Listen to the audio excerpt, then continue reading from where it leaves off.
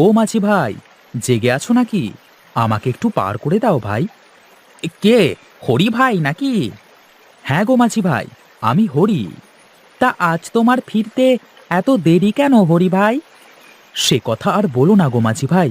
আজ গঞ্জের হাটে গিয়েছিলাম আনাজ বিক্রি করতে। মহাজন বেটা টাকা দিতে অনেক দেরি করে ফেলেছেন। টাকা নিয়ে বাজার করতে আসতে অনেক দেরি হয়ে গেছে। গাড়িও পেলাম না এত রাতে, তাই হেঁটেই আসতে আরো অনেক দেরি হয়ে গেল। ঠিক আছে ভাই, নৌকাতে ওঠো, আমি তোমাকে পার করে দিই।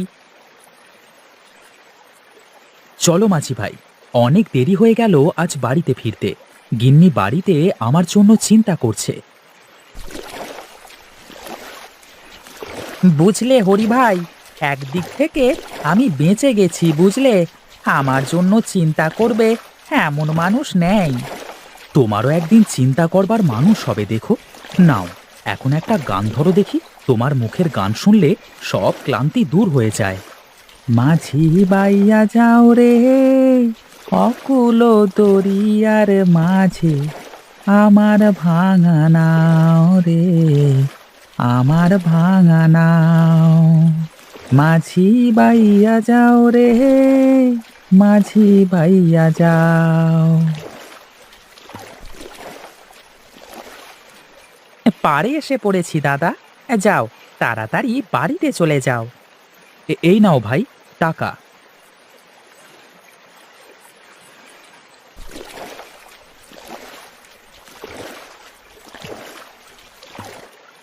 হ্যাঁ, রাত তো অনেক হয়ে গেছে, আর কোনো লোক আসবে না মনে হয়।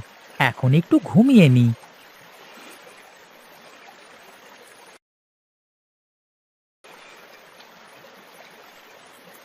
মাঝি ভাই, ও মাঝি ভাই, জেগে আছো?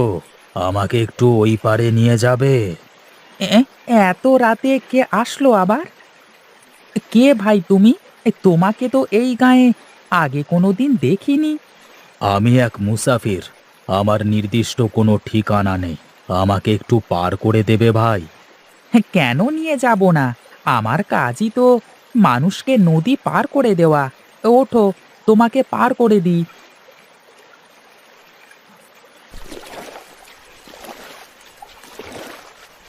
মাঝি ভাই, আমাকে একটু তিন মোহনায় নিয়ে যাবে?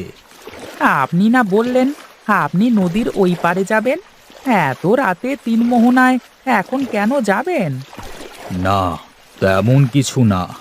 অনেক দিন ধরে আমার একটি মনোবাসনা ছিল। আমি মনে মনে ভেবেছিলাম আমার মনের বাসনা পূরণ হলে তিন মোহনায় গিয়ে এক ঘটি দুধ ঢেলে দিয়ে আসব। যাবো যাবো করে আর যাওয়া হয় না। তা তো বুঝলাম, কিন্তু আপনি এত রাতে দুধ কোথায় পাবেন? আমি বাজারে দুধ বিক্রি করতে গিয়েছিলাম, তার থেকে এক ঘরের দুধ বেঁচে গেছে। তাই বলছিলাম আমাকে একটু তিন মোহনায় নিয়ে চলো। এত রাতে তিন মোহনায় যাওয়া ঠিক হবে না। তুমি বরং কাল এসো, আমি কালকে তোমাকে নিয়ে যাব। বোকা মাঝি একটা, তুই যদি আমাকে না নিয়ে যাস তবে আমি আমার কার্য হাসিল করব কি করে? আজ রাতের চাঁদ ডুবে গেলেই যে আমার এত দিনের প্রতীক্ষার পালা শেষ হয়ে যাবে। মানে, তুমি এসব কি বলছো? তুই আমাকে এক্ষুনি তিন মোহনায় নিয়ে চল, না হলে আমি তোকে মেরে এই নদীতে ফেলে দেব। দোহাই তোমার, তুমি এমনটা করো না আমার সাথে। ঠিক আছে, তুই আমাকে তিন মোহনায় নিয়ে চল, তাহলে আমি তোকে প্রাণ ভিক্ষা দেব। তিন মোহনায় গেলে আমরা কেউ আর বেঁচে ফিরবো না। আর তুই আমাকে না নিয়ে গেলে তুইও বাঁচতে পারবি না। মরবার যখন এতই শখ হয়েছে তোমার, তখন চলো।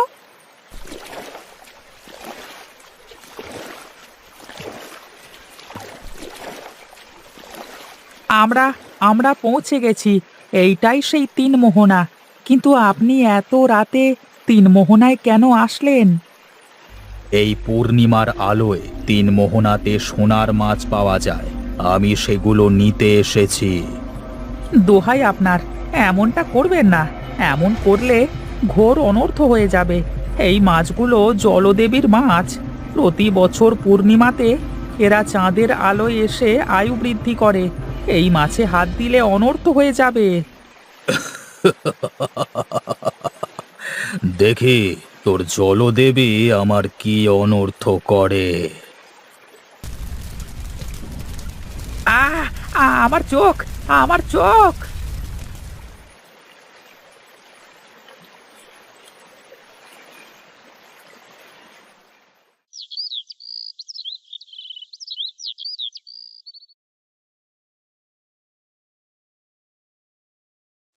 আরে, আমার চোখে কি হয়েছে? আমি কিছুই দেখতে পাচ্ছি না কেন? তবে কি আমি অন্ধ হয়ে গেলাম? কেউ আছেন আশেপাশে? কেউ আছেন? কে রে বাবা, তুই তুই এখানে কি করে এলি? আমি আমি কিছুই জানি না। আমার শুধু এইটুকু মনে আছে, কাল রাতে একটা লোক আমাকে জোর করে তিন মোহনায় নিয়ে গিয়েছিল। আর এখন আমি কিছুই দেখতে পাচ্ছি না। আমি অন্ধ হয়ে গেছি। কাল তো পূর্ণিমা ছিল। পূর্ণিমার রাতে কেউ তিন মোহনায় যায়? তুই চিন্তা করিস না বাবা, আমি তোর চোখের জ্যোতি ফিরিয়ে আনতে সাহায্য করব। তুমি সত্যি বলছো বুড়িমা? তুমি পারবে আমার চোখকে ঠিক করে দিতে? হ্যাঁ পারবো রে, নিশ্চয়ই পারবো। তুই এখন সোজা বরাবর উঠে চলে আয় দেখি আমার কাছে।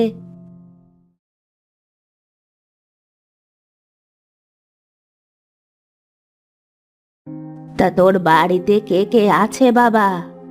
আমার এই দুনিয়ায় আপন বলে কেউ নেই বুড়িমা। আমার নিজের বলতে একটা নৌকা আছে। আমি নৌকা পেয়ে যা টাকা পাই তা দিয়েই খেয়ে পড়ে আমার কোনো মতে চলে যায়।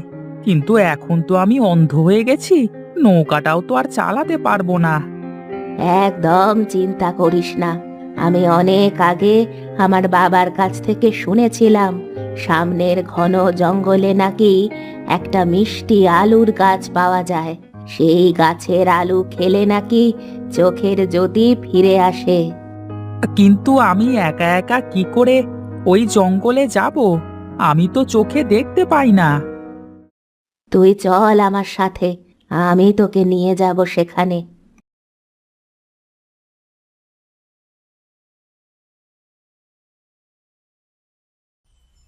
বুড়িমা, অনেকক্ষণ ধরে তো হাঁটছি, আর কত দূরে যেতে হবে?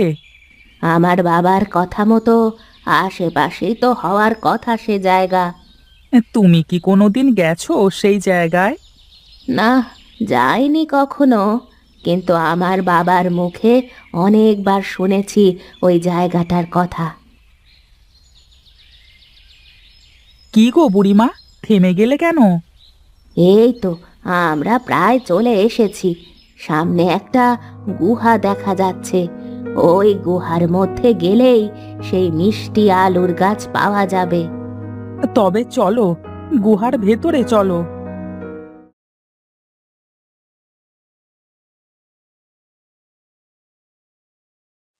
ওই তো সেই মিষ্টি আলু গাছ দেখা যাচ্ছে। ওই মিষ্টি আলু গাছ দেখতে কেমন বুড়িমা? এই আলু গাছে মাটির নিচে আলু না ধরে গাছের গায়ে আলু ধরে। তবে দাও, আমাকে একটা আলু ছিঁড়ে দাও।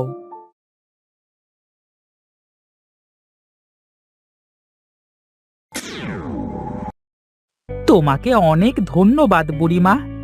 আমি এখন সব দেখতে পাচ্ছি। আমি যে কি করে তোমাকে ধন্যবাদ দেব, আমি সারা জীবন তোমার কাছে কৃতজ্ঞ থাকব। তুই আমার একটা কাজ করে দিবি বাবা?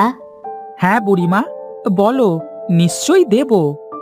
আমার তিন মোহনা দেখার খুব শখ। আমাকে তুই তিন মোহনায় নিয়ে যাবি? তুমি আমার চোখের জ্যোতি ফিরিয়ে দিয়েছ, আমি অবশ্যই তোমাকে তিন মোহনায় নিয়ে যাব।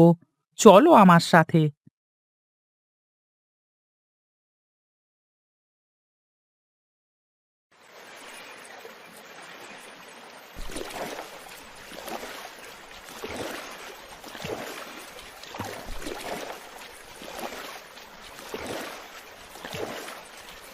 তুই অনেক ভালো মানুষ।